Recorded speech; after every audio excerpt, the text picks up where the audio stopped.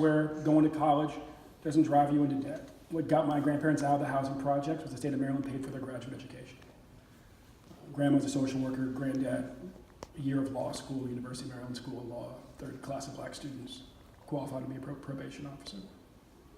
And it also, frankly, takes kind of a call and response relationship, inside-outside game between social movements and government officials to move things in the right direction. My mom sued Western High School for Girls when she was 12 and desegregated when she was 15. My dad went to jail in Baltimore, one of the few white men who went to jail in Baltimore for desegregating downtown. But my grandparents, my grandmother was part of a small group with Clarence Mitchell and Perrin Mitchell and Juanita Mitchell and others who were pushing through massive legislative reforms then at the federal level. Part of the war on poverty, a little think group out of Baltimore. These days, we got to make those changes at the state level. The far right wing controls every branch of our federal government.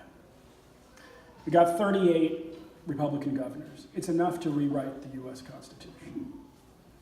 And quite frankly, it's going to take a movement builder to get rid of this governor. This will be a turnout election. I would offer I'm the only candidate here who has a track record of boosting turnout higher than anybody ever expected. And I built the team to do it. My campaign manager, Travis Tazalar, ran the coordinated campaign for the state of Maryland that re-elected Martin O'Malley, turned out 125,000 more voters than turned out in 2014, did that in 2010. Larry Hogan only won by 63,000 votes. So I'm running for governor because I believe we can move Maryland forward no matter what happens in Washington, and we need to. And I'm running for governor because I know how to beat this guy. Sir, you had mentioned that one thing that sets you apart from other candidates is that you have a lot of know-how with respect to voter turnout. What other things set you apart from the other candidates in terms of your experience and your ability to govern? You know, I'm a different kind of candidate. You know, on the one hand, I've been a CEO or a partner in a business since I was 26 years old. CEO of nonprofits, partner in a business these days. And when you're in those sorts of positions, all the incentives are properly aligned to have, say, hard conversations about the budget. When you're running an organization or you're running a company and you don't have a tough conversation about the budget, priorities with love, your business goes out of business, or your nonprofit shuts down, or you lose your job, or all of the above. Now, when you learn how to be an executive in office, as some of the other candidates have, the incentives are misaligned. If you do have a tough conversation with love, you might lose your job. That explains in large part why we underfund our schools.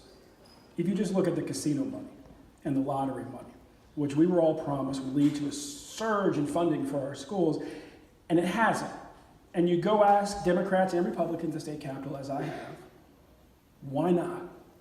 They'll say, well, we promised you that the money would go to education, and it does. All the casino money, all the lottery money goes to education, and it does. We said, yeah, but why isn't there a net increase, say, equivalent to that almost $800 million?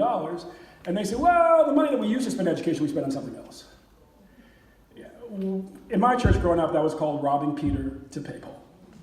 And in the streets of New York, when I was young and at Columbia, it was called a shell game. But as a parent with two kids in the public schools, it's called short-circuiting my kids' education and the economic future of the state. So you can count on me to run the state the way that I would a nonprofit or a business. I run both. And to have tough conversations with love. And early on, in my first year, we'll get the budget right with regards to education. We'll make some hard decisions. And we'll start with that waste, fraud, and abuse that I think Hogan's right, about 5% of the budget probably is waste, fraud, and abuse, about $2 billion. But we'll actually follow through and we'll get it done. The other way I'm different is that I'm an organizer. 2013, Baltimore Sun named me Marylander of the Year because in the 12 months prior, I had led the successful effort to abolish the death penalty. First state south of the Mason-Dixon to ever do so. We were told it was impossible, we got it done. I co-chaired the successful effort to pass the DREAM Act, first state south of the Mason-Dixon to do so. We were told it was impossible, we got it done. And I put organizers on the ground to pass marriage equality in Baltimore and Prince George's.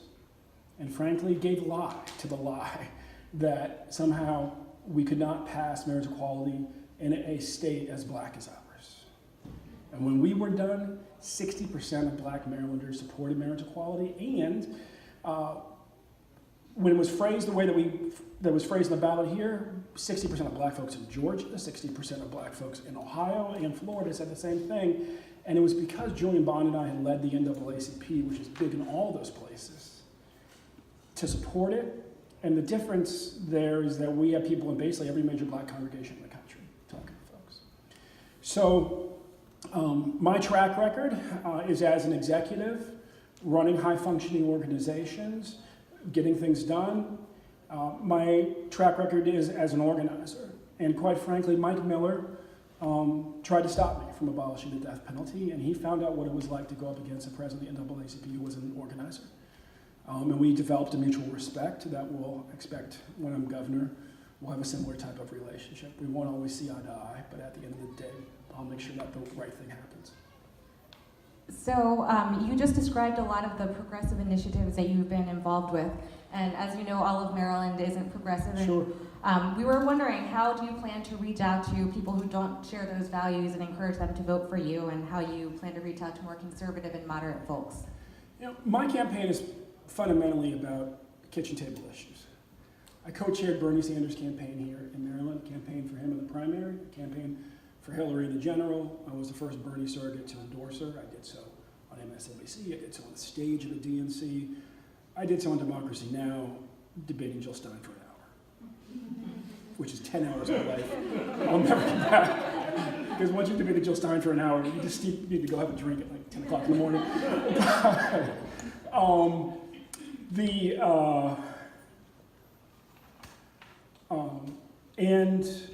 And so I'm out there, I'm talking about education, talking about healthcare, talking about public safety. I teach public policy at Princeton on Mondays, so I enjoy these conversations. And I have a Trump supporter on the Eastern Shore who's organizing other Trump supporters to support me right now.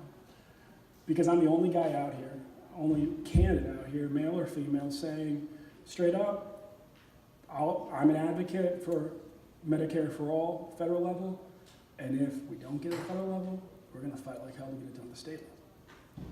Can't promise the outcome, obviously, but again, I have a pretty good track record, and I know how to run a campaign like this, and we'll do it. And the reason that we'll do it, and the reason this guy's supporting me, in this case, he's a finance manager at a car dealership who just said, look, I fear the same day every year. It's like giving me an ulcer. It's the day we find out that our healthcare costs are going to surge again. Like we just found out a few weeks ago, they're going to be up 33%. They're up 55% under Governor Hogan's tenure. And it's not like he's responsible for the dynamics in health, but you are responsible as governor to do more than tell people what you're against. You actually got to get it done. You got to solve something. And so this guy voted for Obama twice and voted for Trump on the Eastern Shore. So he fears this the same day every year. And when that day comes, he has to have two conversations he hates to have. One is with his boss to say, once again, boss, we're going to have to ratchet down everything. Profit projections, bonuses, everything.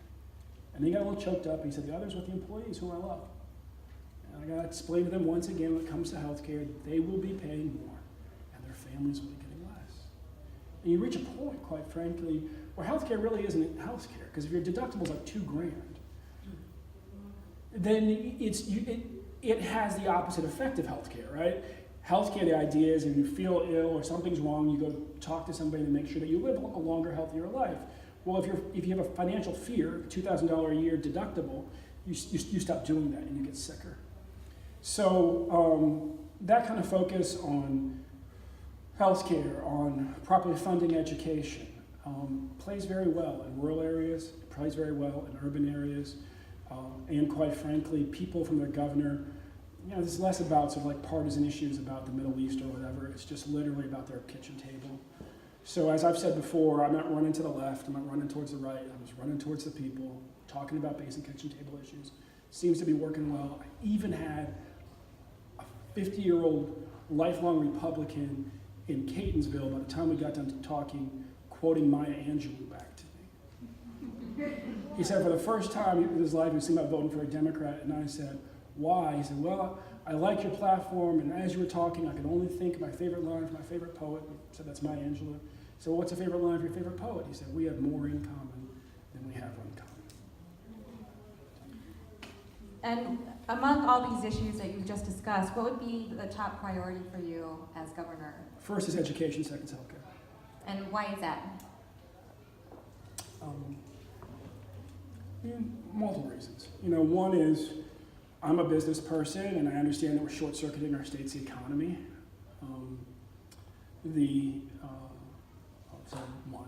And we do it in a myriad of ways. We do it K through 12 by undereducating people, because it should be like 3K, through 14. That's free, and we should have a much more robust plan for instance, making home health care. Home-based daycare providers. Home-based daycare providers are the front line of 0 to 3 education. But we also do it at the college level. I invest in startups. I invest in companies like Jess Garner's company in Baltimore. She's a Baltimore City school teacher, TFA, who has created a startup that moved offices 4 times last year in Baltimore. It's growing so fast. It helps schools manage their budget in ways that drive student performance. And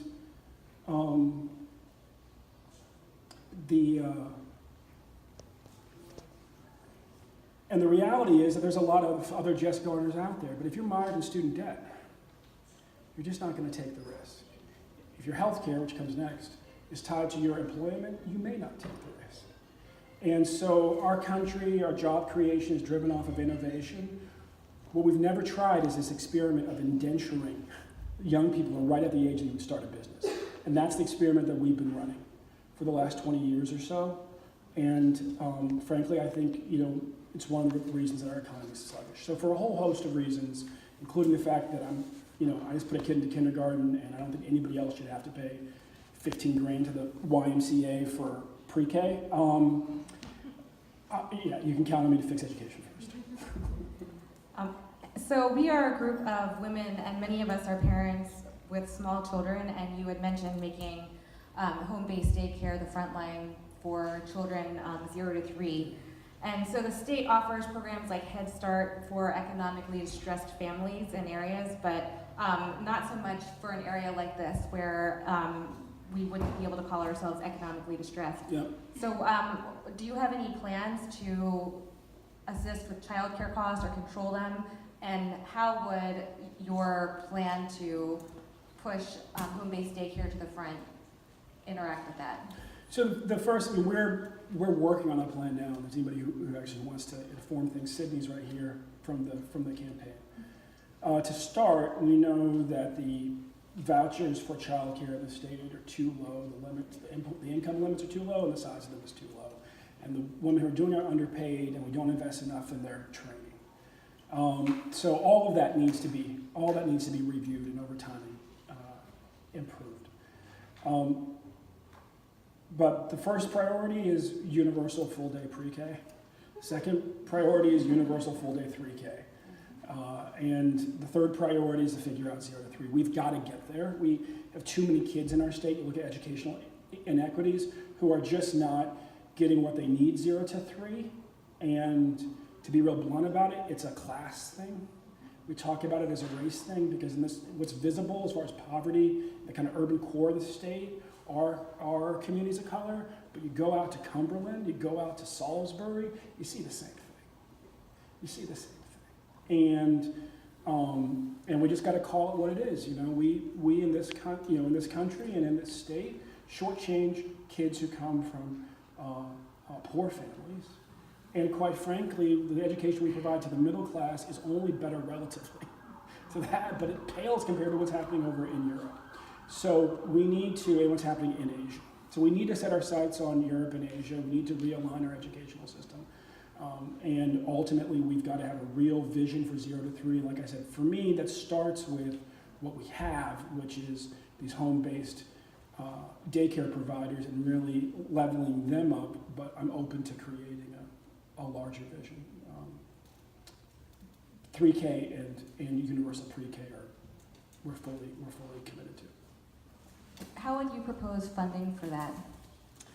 So it's part of the 2.9 billion of underfunding that we're doing. And my conviction, and it's been affirmed by talking to state budget experts, is that by a combination of putting first things first and eliminating waste, fraud, and abuse, the money already exists in a $40+ billion state budget. Every budget I've managed ones in the tens and tens of millions of dollars. You can always optimize by 5%. Even when I was running a little nonprofit that was 500,000, I could do it by 5%. But it's sort of like a rule. People are never like 100% of managing their budgets well, but generally everybody, there's at least 5% that you can spend better. Well, 5% on 40 billion is 2 billion, and that gets you a long way towards the 2.9. Now, and that's about basically what the governor had said. There's 2 billion in waste, fraud, and abuse. It's 5% of the budget. We'll accept that as a rule of thumb. The other 900 million, we're going to have to make some tough choices. I don't know what they are yet. I believe in participatory budgeting. When I'm governor, we'll have a conversation with the voters of the state in rooms like this, and we'll figure out what our priorities should be. Is it possible that lobbyists have shoved $900 million into our budget that we really don't need to be spending? I think there's a high likelihood. And so we're going to dig into that, and we'll do participatory budgeting. We'll put first things first, and the first thing is always education. And with respect to home-based daycare for 0 to 3-year-olds, you mentioned leveling that up. What exactly does that mean, and is there a model elsewhere that you would play off of in order to achieve that? Yeah, my understanding is that there's multiple models, including in various parts of Western Europe, where they're doing a lot of things better, including better educating young parents about how to make sure that the children's vocabulary expands rapidly. Things that everybody in this room has studied, but not every parent in the state by a long shot. There's a general need for when it comes all the way from home-based daycare providers through frankly, professors in our community colleges, just to level up how we regard teachers and people who care for the young. And in part of making them, again, sort of first-class professions, teaching, for instance, first-class profession, is to invest in continual training. So with home-based daycare providers, one of the things that we will do is make sure they're paid better, because they're really paid a subsistence wage, and the other is to make sure that they're trained better. It'll be part of an overall effort to make sure that teachers and people who train our young people are trained better across the state. My father used to, he launched one of the launched the first Head Start program in the city out west when I was a kid. And fundamentally we can learn a lot from Head Start about what should be happening. So we're going to shift now to healthcare. On your website, it says that you advocate for Medicare for all in the state of Maryland. So the first question, and probably the most burning question for people, is how would you fund that? You already used the 5% of waste fraud. Yeah, I know. I'm tracking that too. So it's we actually have leading health economists working on it right now. I was endorsed by National Nurses United this morning. Also, Bill McKibben released a column on HuffPo endorsing me today too on the environmental front. So it's been a kind of a big day.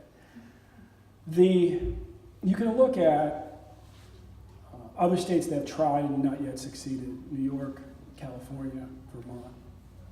And some people look at those states and they say, well, that means that we can't do it either. I just remember, how we got the light bulb, which is that Edison tried 1,000 experiments before he found one that worked.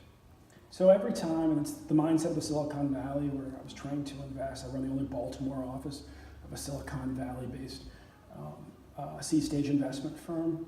My whole life has been on the bridge in Northern California, West Baltimore. My parents, it wasn't just illegal for them to get married here, it was illegal for them to cohabitate as man and wife. So they moved out there and they shipped me back to West Baltimore every summer. And my professional life sort of mirrors that.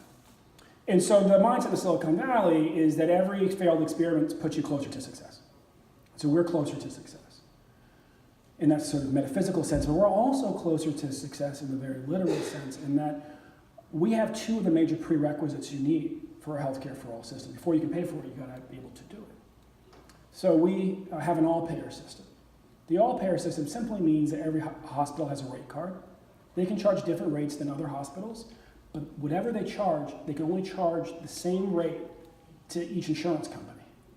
What's the norm in our country is that every hospital is different from each other, and then what they charge, every insurance company is different from every other insurance company, which you can understand the math makes it exponentially more complex to rein in a system like that. Our system, frankly, that reform alone has saved the state about $429 million over the last 3 years, and it affirms that moving in the direction of single payer, of a healthcare for all system, in this case would be a Medicare Advantage program, would save the state and save consumers a lot of money. So that's one. Second, you need a couple of waivers from the federal government. We already have one of them. It's the hospital waiver. We're one of the few states that do. So again, we're closer than California, closer than New York to getting this done. The last really big missing component is you've got to have gubernatorial will. In other states, it's been driven by the legislatures, not by the governors. And so that obviously is a key. Now, what we've learned is a couple of things. One, having an all-payer system saved us more money already. Having such a high percentage of people in our state covered by the federal government also makes it sort of a smaller cost than it would be in other places. There is more savings, we don't know how much, but more savings to be gotten from Big Pharma for sure, because Americans are 5% of the world's people and they're 60% of Big Pharma's profits. So we know that we can negotiate a better deal there. And then finally, overhead on private systems is 17% and on Medicare is 3%. So it's like 5.5x or something. That's crazy. So we know we can save money. When you look at California, lower portion covered by the federal government, et cetera, other hurdles that we've cleared, California found out that it would cost about 10% more than they were currently paying to cover everybody. That it would cost $400 billion, which scared people, but what they weren't saying was that the state's businesses and the federal government and the state were already spending $370 billion, and they weren't covering everybody. So we're looking at it costing about 10% more at the most. That's before you renegotiate with Farmer. That's before we factor in that more of our folks are covered by the federal government than, say, California's.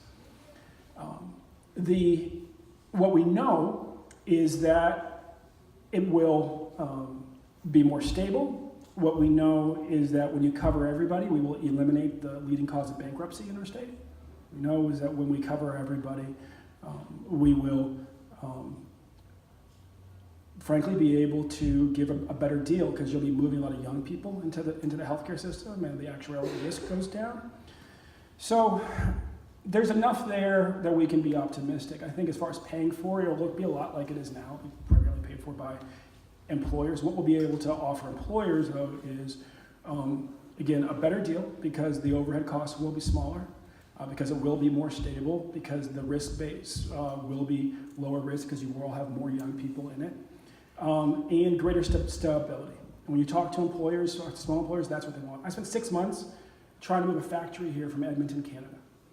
We had selected a lot in Reedbridge Street in South Baltimore. I was on the same block as a public housing project. It was a vertical farming operation that would grow lettuce out of containers for a very niche market of lettuce, very highly profitable. And these were good jobs, low skilled, and we were going to put it on the block with the public housing project and we were going to employ people from that public housing project. The first thing we figured out was that the tax structure for America was not nearly as advantageous as we thought it was versus Canada. It's okay, the entrepreneur sucked it up. The second was that he was going to pay for healthcare too. He was Canadian, he wasn't thinking about that. He sucked it up. Where it fell apart was he said, can you guarantee me that this will be the cost structure going forward? And I had to say, look, in the last 3 years, healthcare prices have surged 55%. They're probably going to surge again. And that's where it fell apart. So what we also know is that we need to get this done because it will make us a more competitive economy. It will unleash entrepreneurs, people who are tied to dead-end jobs. And it will also facilitate, for instance, single parents going back to get graduate education to earn more for their family.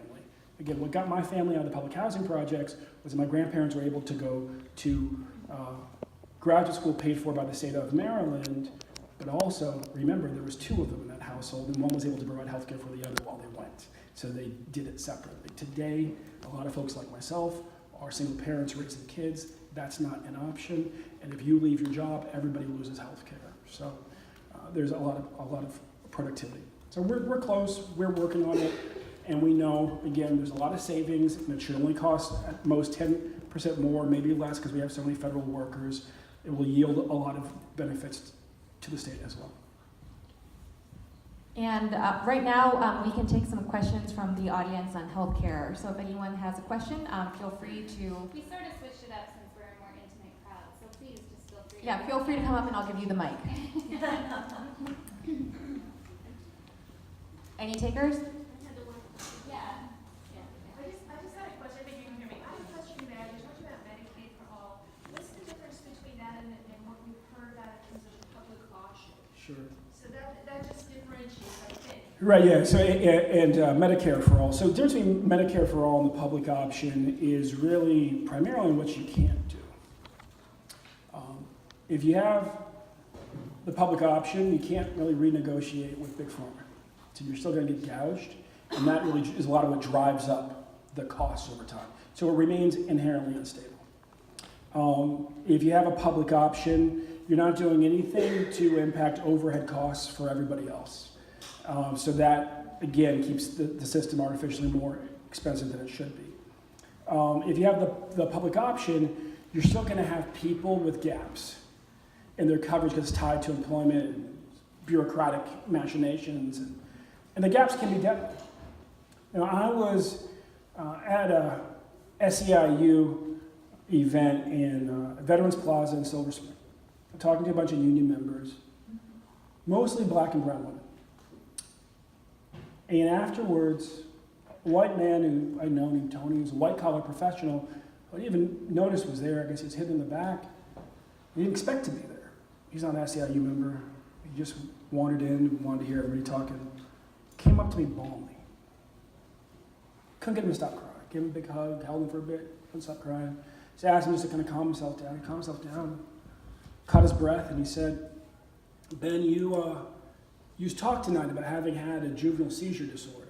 Affected you from 2 to about 24. I said, that's right. He said, you said that there were times in your early childhood and your young adult years when you didn't have health care and your family was afraid. You couldn't afford your medication. If you didn't get it, you could go into static seizure and you could die. I said, that's right. Well, he went on to explain that 5 nights earlier, his girlfriend had died in her bed. 52-year-old psychologist, world-renowned in her field. Hit a gap in her employment, lost her health care. For whatever reason, maybe too proud.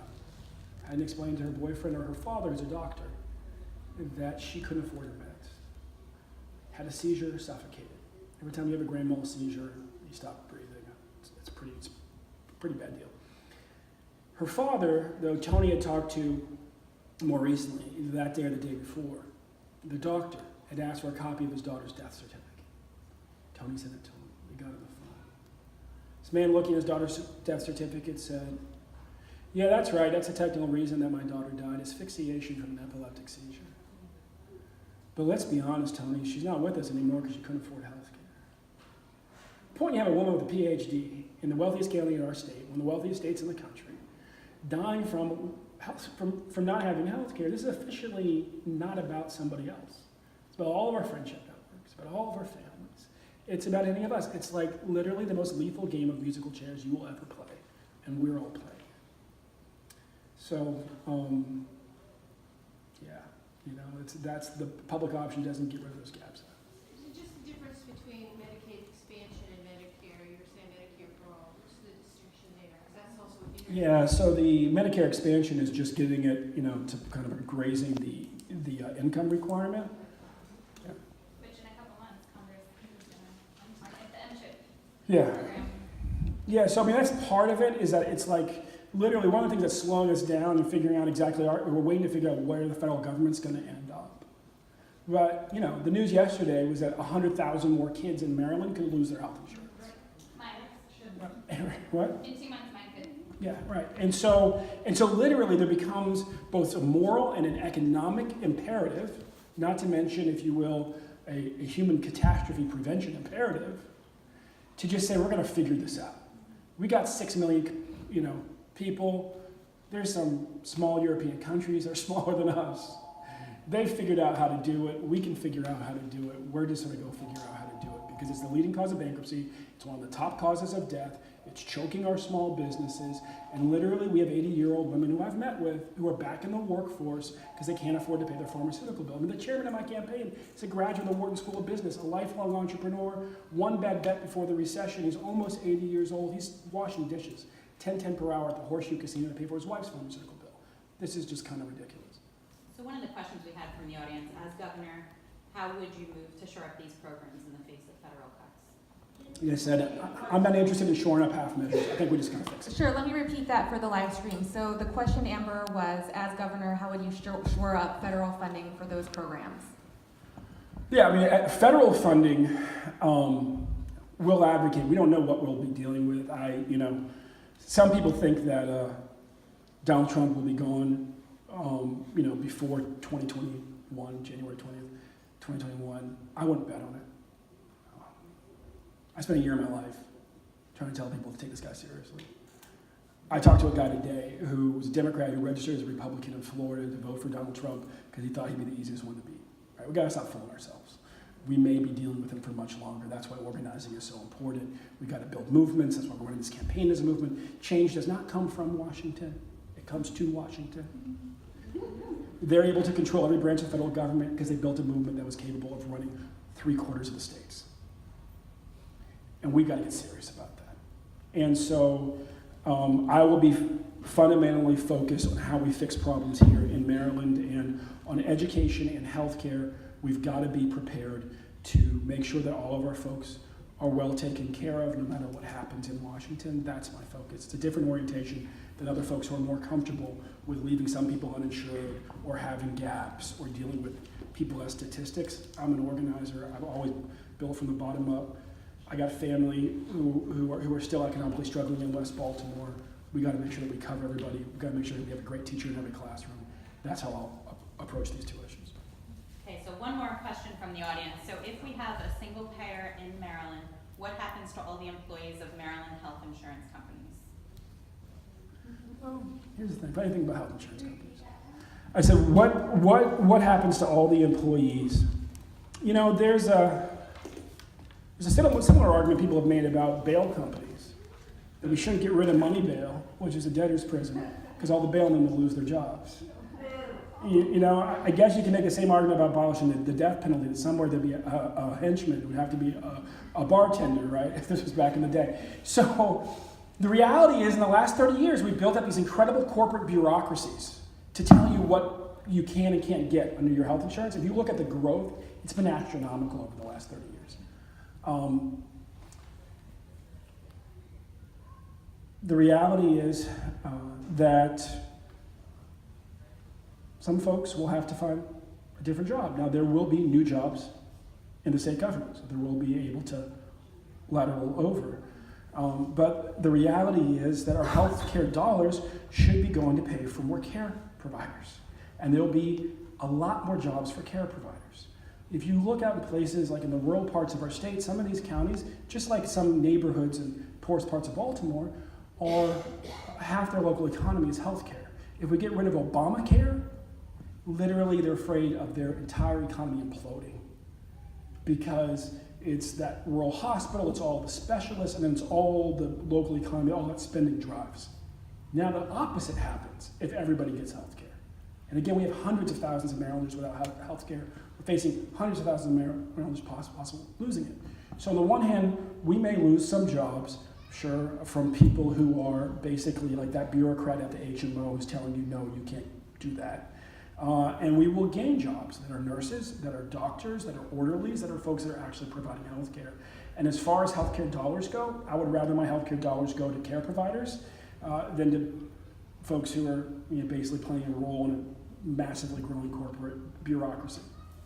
So that was my question, just a quick follow-up. Yeah. I asked it not because I don't support a single Sure. payer system, but because I think, when we think about talking about these ideas to the common person, and there's a fair number of people in Maryland who are employed in, health insurance type industries, Yeah. that it's important to think about how to talk about these things so that we don't turn them off. Yeah, no, that's right. I mean, it is the flip side again, but everything is a trade-off, and we can certainly think about it. You just can't. The reality is that we're going to create a different system. Some folks will lateral over. Some folks will decide to retrain. Some folks, frankly, their insurance company will decide to sell other types of insurance. What's going to happen when you have sort of a Medicare for all is that people who can afford to pay for additional levels of insurance will do that. All this does is take the profit motive out of the most basic level of health insurance. It doesn't prevent anybody else from selling you any other type of insurance. And so I don't think that again, we have health economists working on it right now. The displacement between transferring over to the government system, folks innovating in new ways shouldn't be significant. And again, for our overall economy, you should see a boost as we're hiring more health providers. And frankly, it's more evenly spread throughout the state. And you had mentioned that healthcare costs have, or that there were projected increases in healthcare costs of about 55%. So in the event that we aren't successful in changing Maryland to a Medicare for all state, what are your plans to control the skyrocketing costs of healthcare? Honestly, the best way to do it is healthcare for all, is a Medicare for all system. There's really no other way. I mean, think about it. It was Bill Clinton who ran this in 1992. We've been having this conversation, looking around this room, most of us, most of our adult lives. And we've tried pretty much everything else. And if there was a way to do it without going here, we would have figured it out by now. So all other folks can offer you is other half measures that will not change our relationship with Big Pharma, that will not cut the overhead significantly for the overall system, that will not get rid of this burgeoning corporate bureaucracy that just drives overhead higher, and that won't stabilize the cost to our small businesses or to our families. And fundamentally, that's what we have to have. You keep our eye on the prize, figure out how we get better deal for our families, better deal for our businesses, better deal for our state. And right now, we're going to transition to policing crime and justice. Sure. So a major issue that we have been working on recently, we've been protesting in front of our county circuit courthouse, is the fact that we have an all-white circuit court bench. Do you view this as a problem? And if you became governor, what, if anything, would you do to make sure that the bench in Anne Arundel County Circuit Court is more diverse? I started out, besides nominating you,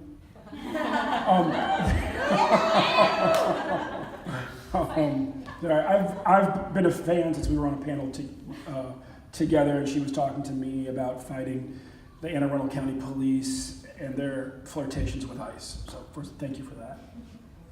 And that qualifies you in my book. I started out my career in the mailroom, the NAACP Legal Defense Fund. I was there ultimately because of one of the first black judges in Baltimore, a guy named Judge Bob Watts. Had got me on my way. I understand and have my whole entire career advocated for work for a more inclusive judiciary, including, and for that matter, law enforcement in general, including to helping get Justice Sotomayor on the bench, get Justice Kagan on the bench, and advocating for Eric Holder to be approved. I currently am advocating for an Asian American Jewish woman to be appointed up in Baltimore. And so you can count on me through my appointments.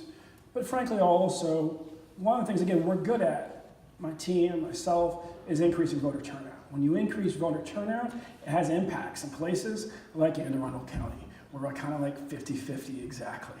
And so, I haven't looked at the party affiliations recently, but the last election, it seemed like everybody was pretty darn conservative. I know it's you dig below the nonpartisan veneer, what you're dealing with. So we can expect under my leadership a more inclusive judiciary that's more in tune with the values of the state. One of your proposals is to make Maryland a leader in use of force training for police forces. What exactly would that entail? Merely doing what every other Western nation already does, which is typically they train their officers once every 6 months. And that includes countries like England, where most officers don't carry a gun. And they're trained, they have national standards for use of force and national standards for use of force training. So literally everybody's to be trained the same way, and everybody's held to the same standard. In America, the standards can vary state by state. They can even vary jurisdiction by jurisdiction if there's no state standard. And the use of force training standard is typically one, it's a really sensitive microphone, is really, is typically 1 day at the academy. Like 1 day, like 8 hours. And then if you saw that movie with Denzel Washington, it's training day. And you train in a much more informal set of standards for how you treat people. So we will do what they do in Western European countries. We will make sure that there is one standard for the state of Maryland. We'll make sure folks are trained in every 6 months. Most of that training is de-escalation. And then the rest of it is the nuances. It's critical, you know, it's good law enforcement is one of the most important things in our life. It's the first purpose of the U.S. Constitution is justice. And the reality is that the neighborhoods that need police the most, want protection the most, hungriest to feel safe, are the ones where the police are most likely to be the most abusive. I've had 2 family members shot in Maryland in the last 10 years. And the reality is, you know, and my grandfather, the reason I'm a criminologist and trained for my master's degree in, I teach criminal justice policy, Princeton's Woodrow Wilson School. It's because my granddad was in law enforcement in Baltimore for 30 years, and all of his buddies were on law enforcement, and they were my heroes as kids. And the way it should work is the way that you can just, you know, deal with my hero worship for a second, the way that my grandfather would deal. He was head of juvenile probation for the Western District. Right, that place on the wire where they say, God cannot help you here. That's when my granddad was chief of juvenile probation. In the 70s and 80s, when everything was just, you know, heroin epidemic, crack, just getting worse.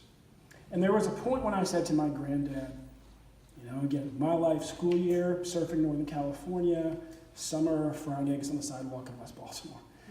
And there was a point where I said to my granddad, I was in 5th grade, I said, you know, back home, you know, 10th graders kind of scared me. Run around the street, there's like some 4th graders I'm a little worried about. I said, you know, Granddad, their big brothers must be kind of a trip. He said, yeah, they are. I said, don't they ever worry you? He said, yeah, they do. And that's why I tell all of them, this is where I live.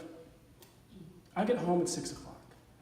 If you ever have a really bad day and you don't know what to do, you come sit on my steps. And when I get home, we'll go inside and we'll figure it out together. It's one thing to serve a community, it's something else to be of the community. And when you're of the community and serving the community, what you understand is that if you don't have courage today, something worse happens tomorrow.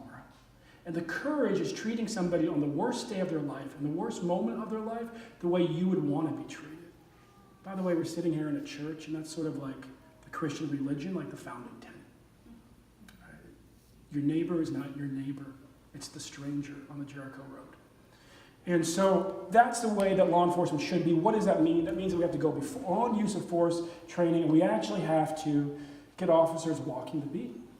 It means that we have to be aware that in Baltimore, officers are paid less than they are in Baltimore County. So they lose their best officers to Baltimore County all day long, and we've got to stop that. It means that we have to be aware that as we're rebuilding trust, what people are really most concerned about is that homicides and rapes start going down. And that means you got to have a properly trained homicide unit, a special victims unit, and crime lab that are properly staffed. Because the best way to make sure, which is the best thing that the police officer can do, to make sure that somebody who's thinking about pulling the trigger doesn't, is to have convinced them in advance that if you kill somebody here, you'll be caught quickly. Doesn't matter what the punishment is, just that you'll be caught. The best way to do that is to have good detectives. But we have to go beyond that. We have to make sure that we're expanding, for instance, a place like Baltimore, what we call the Safe Streets program. This is violence interrupters. These are men, older men, who used to be young men in the gangs, who have the credibility to go to people when there's been a fight and make sure it doesn't turn into a shooting, or when there's been a shooting, God forbid, it doesn't turn into reprisal and a war doesn't break out. New York City decided recently, bill I helped pass when I was president of the NAACP, the Criminal Safety Act, to actually massively expand those programs throughout the city. One of the most violent and the largest housing project in New York City is Queensbridge. It's where Nas comes from, if you're a hip hop fan. Queensbridge went 500 days without a shooting. They used to have shootings sometimes weekly. The police will tell you that those gang-affiliated older men are way more effective at stopping shootings than they ever have been. Similarly, with victim services, currently for every crime that's reported anywhere, the average is for every crime there's 5 victims who don't report. So when you tie victim services to having reported your crime, you actually underserve the community. And so you need to hire crime victims to work with victims on the victims' terms in the community to make sure that they get the services that they need. A lot of us, if something horrible happened to us, might call our therapist, or our lawyer, or somebody else before we call the police, just to get our heads straight. And so it is, when you're living in an impoverished community. It shouldn't be that you have to cooperate before you get help, but we can almost guarantee that if you get help, you'll be more likely to cooperate.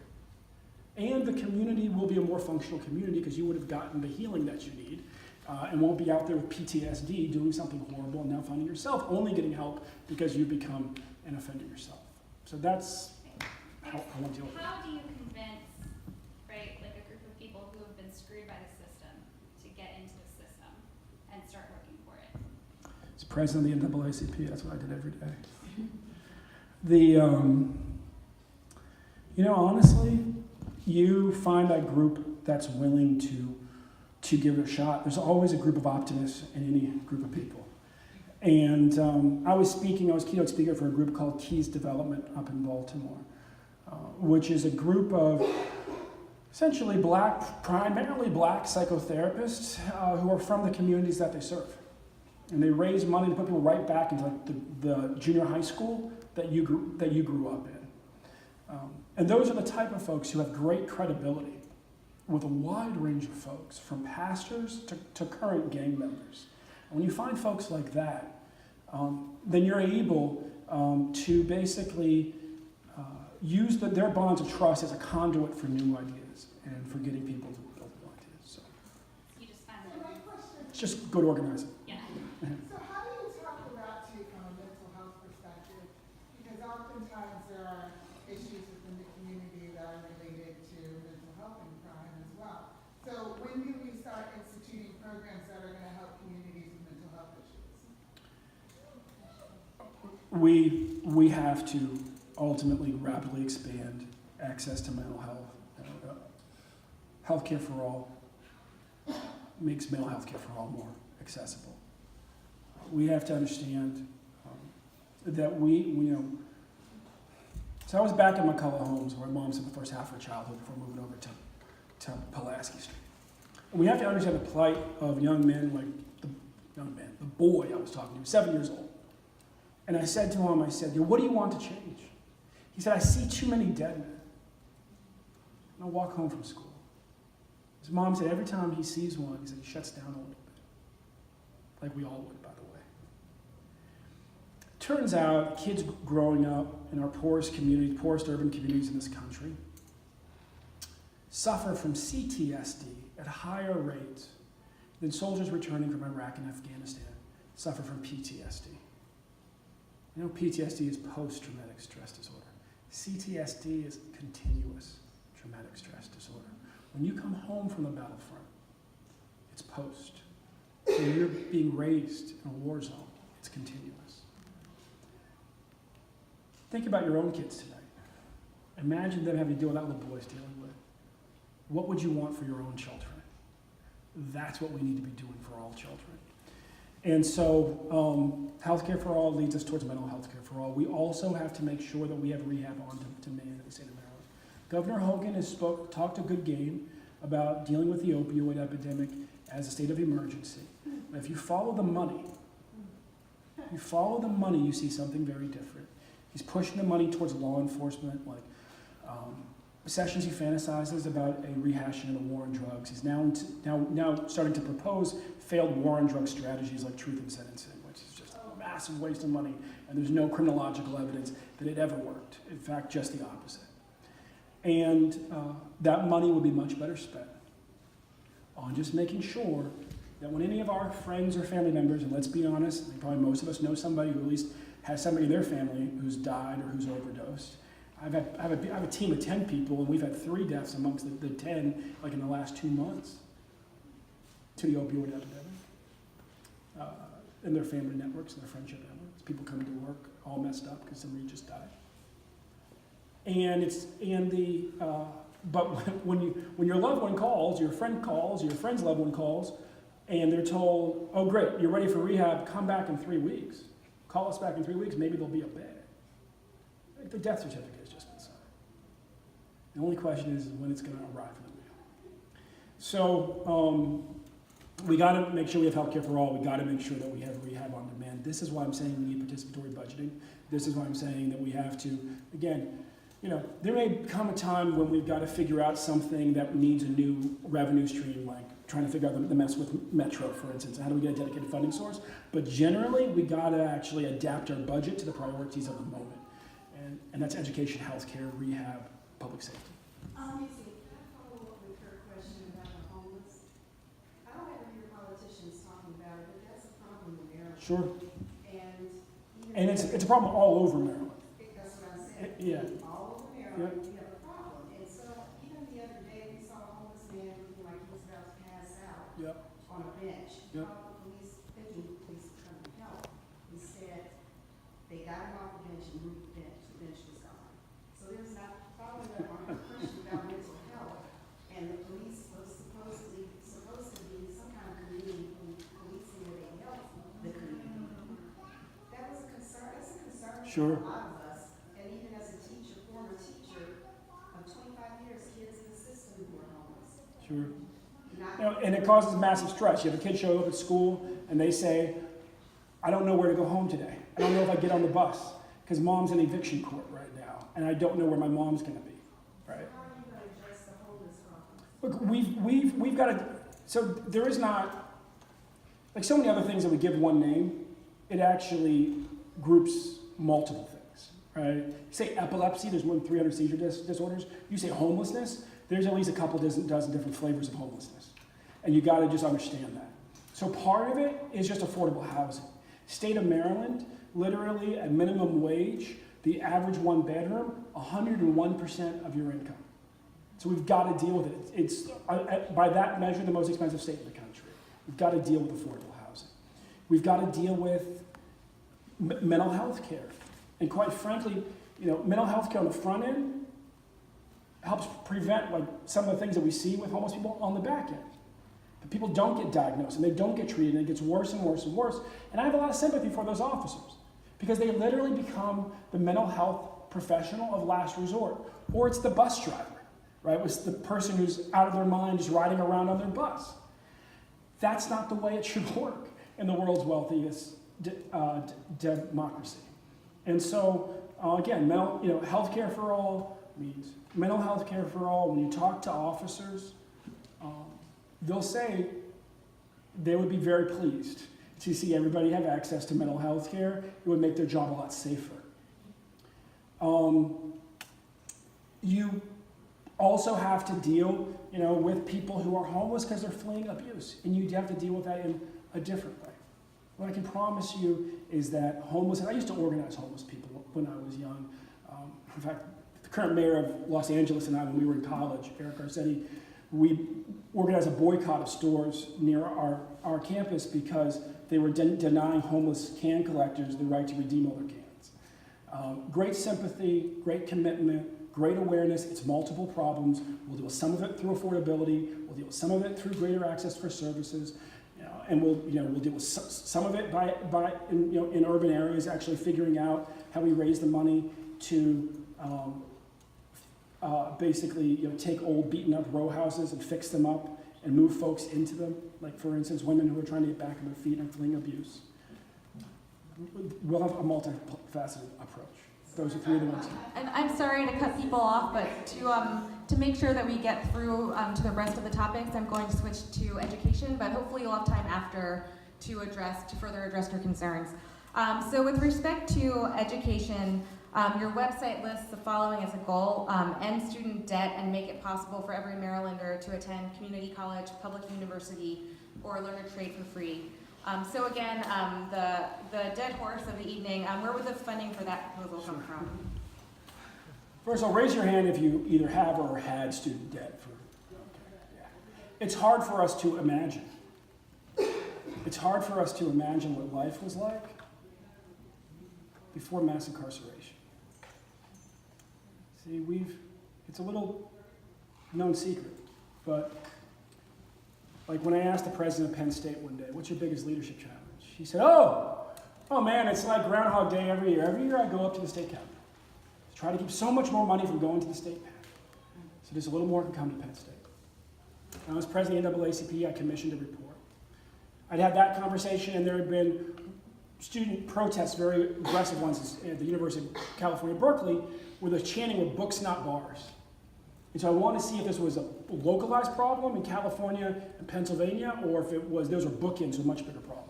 And what we found was that state after state, over the last 40, 50 years, as spending on higher and higher incarceration rates went up, spending on public higher education went down. 50 years ago, mass incarceration didn't exist. 50 years ago, the average public university in our country, and Maryland's no exception, cost you 9 hours of minimum wage work to pay for all your fees. That's why baby boomers, like, I worked my way through college, why can't you? Because guess what? Today it's 47 hours of minimum wage work. It's a totally different equation. My cousin, who was insistent on not going to debt, took her 10 years to do 2 years associate degree here in Maryland. That's what happens when it goes from 9 hours to 47 hours. I've helped the governors directly the governor of Georgia, and indirectly by organizing folks, Texas and Iowa and California, downsize their prison systems and otherwise reduce recidivism. But in Georgia, it was wholesale. And in Texas, our coalition passed 52 laws in 2 cycles, and they're now on track to shut down 12 prisons. And before we started, they'd never shut down 1. We will ultimately end the massive indebtedness of our students by ending mass incarceration. It's hard for us to imagine, it's like Generation X or millennials or anybody who's had to go to school in the last 40, 50 years, last 40 years. But the reality is our country's been there before, we can get there again. We just have to, frankly, have the courage to move as fast to ending mass incarceration as many more conservative states have, like Georgia and Texas. So, Yep. what are you going to do about mass incarceration? So on the NAACP website, there's a much broader thing than anything we put up on my campaign website yet. It's report misplaced priorities. It goes through every aspect of it.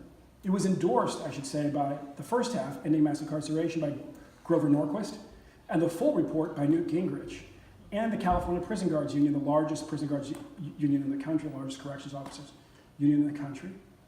So the way that I'll approach it is we will build a bipartisan set of first advocates and ultimately legislators, and we will do what Georgia did, which is also what the Senator Webb had proposed the federal government do, which is you have to look at it as a unitary system. You got to put every bit of criminal code on the table and review how it works together. If you read Michelle Alexander's book, if you read James Foreman's new book, what they're very clear about is that if you just deal with laws one-off, there's a whole bunch of unintended consequences that are exponentially complex. So you deal with it all at once and you push through all the reforms at once. And you literally start with everything from sentencing, probation, and parole. You look at how we incentivize the local officers. Do we invest in community-oriented policing? And you do the entire system, and that's how we'll do it.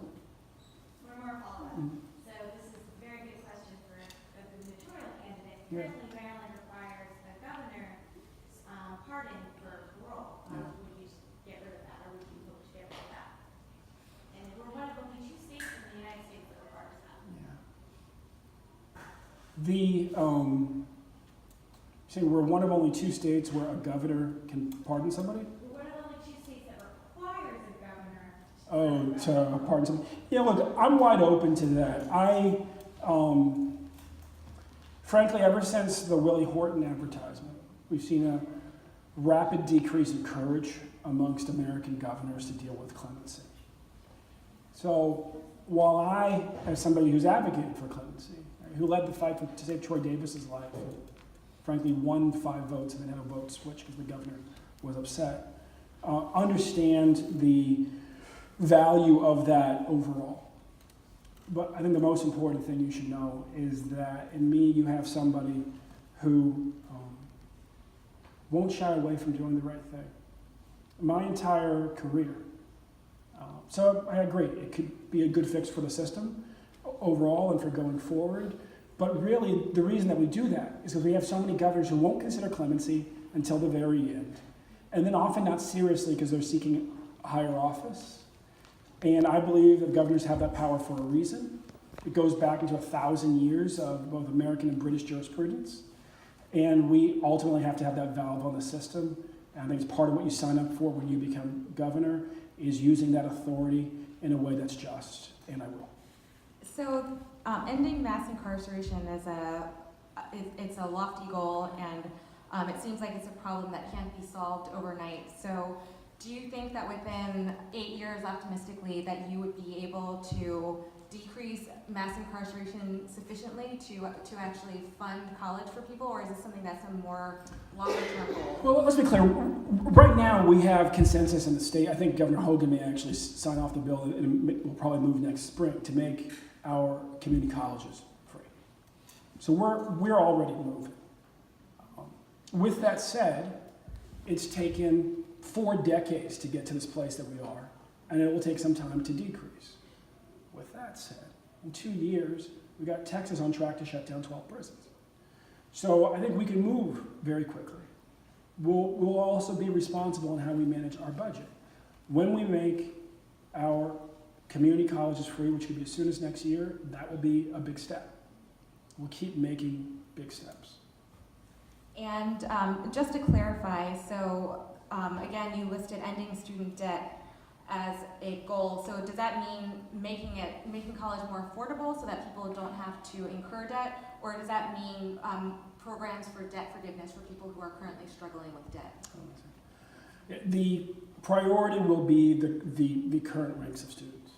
We've got a much bigger problem in this country, and the federal government's going to have to get involved in figuring out what we do about current student debt. Right now, people carrying student debt, the federal government, I think that's the last time I checked, the interest rate like around 7%, which is insane.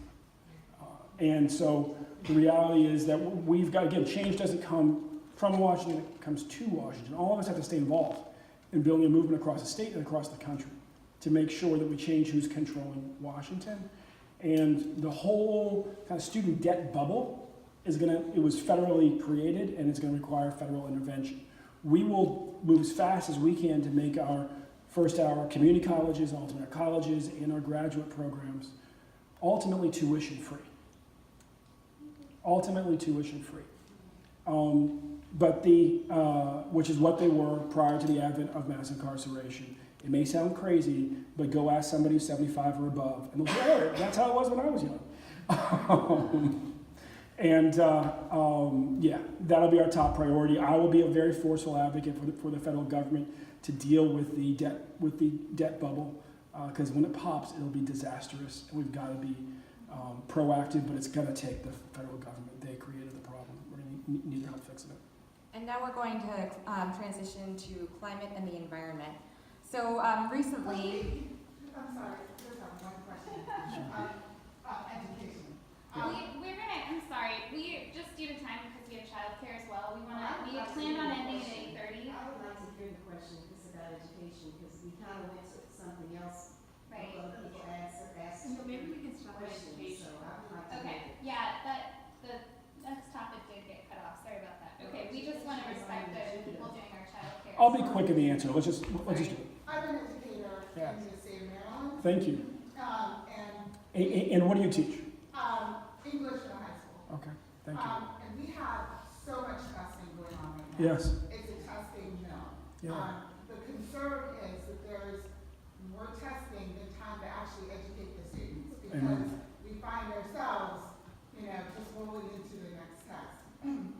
My question revolves around that.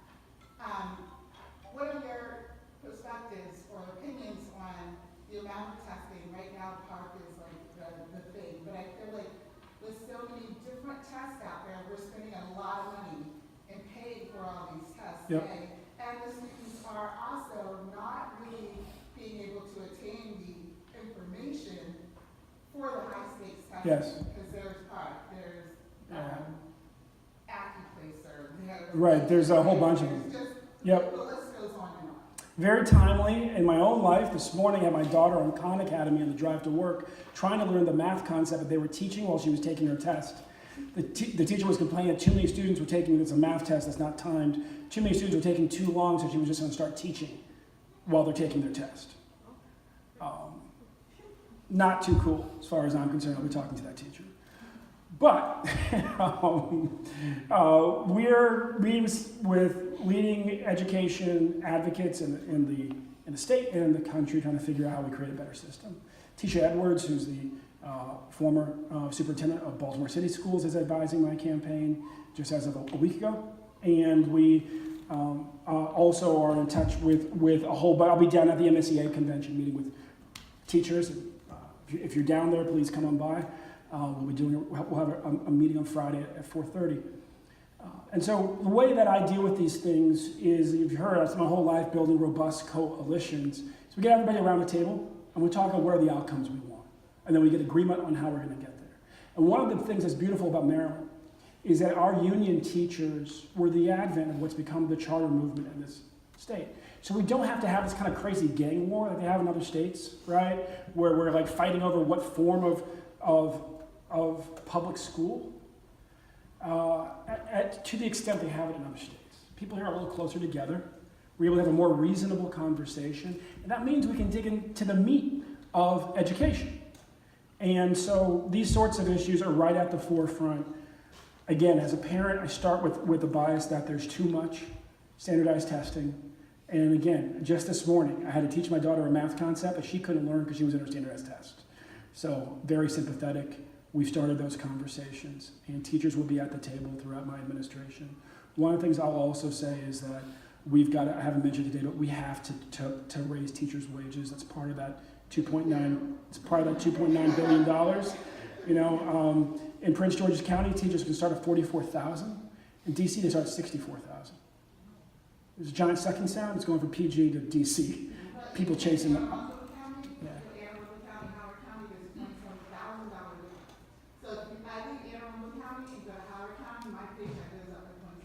Yeah, that's exactly right. So we've got to figure that out. We have to have a high quality teacher in every classroom. And in order to do that, we have to look at how we compensate, how we train, how we retrain, how we recruit.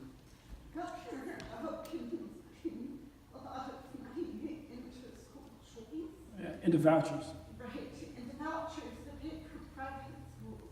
Yeah. And I would like to see that approach. Yeah, no, that program is outrageous. Literally, 80% of the kids who benefit from that program were already students in those private schools. That is not school choice, that's private school subsidy. When we're underfunding our public schools $2.9 billion, we have to let the folks who are responsible for those private schools figure out how to fund their private schools. We'll shut that program down day one. That could pay for pre-K. Yes, it could. It could. We would pay for, I think, somewhere around 7-8% of it. That's right. The other thing about the teachers is the community colleges, the pay in community colleges is below minimum wage for adjunct professors. Well, That is abysmal. They don't have full-time teachers, and if you're going to have that as being primary Yep. education, it has to get increased in the adjunct professors for community colleges, because that's horrible. I've been an organizer my whole life, and I'm especially sensitive to groups of workers that are forbidden from organizing. And community college professors is one. And it has an impact in the quality of instruction. And so we have to give every public employee, including folks who are working at our community colleges, the right to organize. That's one thing I'll do as governor. Should we get to the environment? Yes, we have just 2 more minutes left. So very quickly, what are your The top... answer is yes. Well, I have to think of a good question. Still yes. So what is your top environmental priority, Multiple ones. So I've been endorsed by Friends of the Earth and was just endorsed by Bill McKibben today. What I would say is kind of top three, we've got to save the Bay no matter what. No matter what. Where I live in Pasadena, all my Trump voting neighbors, God bless them, they're just getting fish and crabs back to their dock. And it's because Barack Obama made sure that we invested $100 million a year in cleaning up the Bay. On the eastern shore and on the western shore, there's good people working to clean up the Bay who are afraid of losing their contracts and their jobs because Pruitt has done what we knew he would do and zeroed it out in the budget. We've got 6 states whose economies benefit from the Bay. We'll make sure all of them are at the table and we figure out how we find that $100 million. And if we got to bear it disproportionately because we've got so many miles in the Bay, well, we will just do it. It's not a lot of money. If you think of it as an investment, we'll benefit billions for tens and hundreds of millions. And that's part of what we have to do as a society. We have to stop the pipeline that they want to put under the Potomac River. WTH, WTF. I mean, hello. So, and by the way, it's not that West Virginia where we go to is like for lack of natural gas. They just want to drive the price down a bit. And for that, they want to risk our river and a bunch of groundwater in between. Beyond that, I'll sign on to the Paris Accord and we'll go further. I believe that we should be at 100% clean and renewable energy by 2050. I'm totally signed up for getting to 50 by 2030. We got to push faster. And when we do push faster, then we're able, frankly, to take a page out of Louisiana's book. See, they, in the wake of Katrina, partnered with Northern European companies to become the regional leader in coastal restoration and build an entire new industry for their state. We should be the regional leader in the production of wind turbines and partner with Northern European countries that are experts in building wind turbines to build more, faster here. If we do that, then you're kind of taking a page out of Wayne Gretzky's playbook. Wayne said he was great at hockey because he skated to where the puck was going. The reality is that other states along the eastern seaboard will follow us into deploying more turbines. And as they do, if we're the regional leader in production, they will source from us and we'll create more jobs here. That's important for 2 reasons. One, those are $50 an hour jobs for tradespeople. And that's good stuff. The second thing is the problem in the environmentalist movement when it comes to dealing with the building trades is ultimately we talk about good jobs. Those are $15 per hour. And big oil, big gas talk about good union jobs. Those are $50 per hour. So the more that we're creating good union jobs with by, for instance, producing turbines, the more leverage we have with the building trades who are very influential politically to get them leaning towards us in a way for folks who would destroy the planet to increase their profits, which is the most foolish thing you can possibly imagine, but that's literally the way that Exxon thinks. So let me ask you that question.